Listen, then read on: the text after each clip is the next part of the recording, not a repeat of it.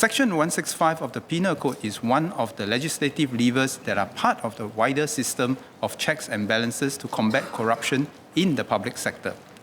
For an offence to be made out under Section 165 of the Penal Code, the following conditions need to be met.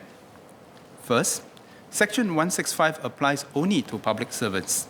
This generally includes public officers under the employment of the public service and various individuals executing public duties on behalf of the government. Second, the public servant must have accepted or obtained a valuable thing for free or for inadequate payment.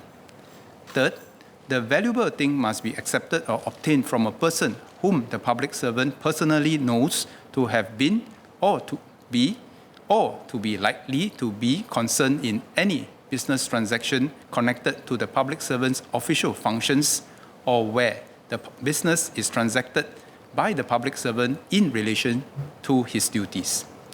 In this context, a business transaction would commonly take the form of legal contract that is being negotiated or actively performed, applications for permits, licenses, and exemptions, and ongoing investigations or assessments by government agencies. We expect high standards of conduct from all public servants. Accepting or obtaining gifts from a person whom the public servant knows to be concerned in business transacted by the public servant or having a connection with that public servant's official functions is not acceptable in Singapore's context. Otherwise, public confidence in the impartiality and integrity of the government would be undermined. This is also the ethos Singaporeans would expect of leaders in all organizations, whether private or public. After the sentencing of the former minister, the PM was quoted as saying that we need to act against corruption.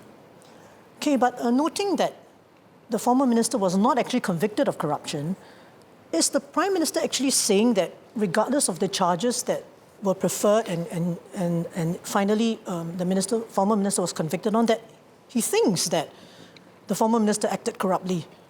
Section 165 is a corruption charge.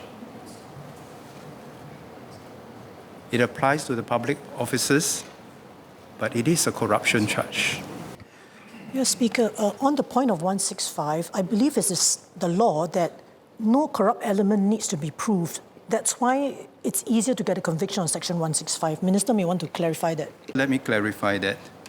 The difference between the PCA and Section 165 is as follows. In Section 165, you do not need to prove a quid pro quo on both sides. You just need to prove that the person has taken. It doesn't mean that it's not a corruption charge.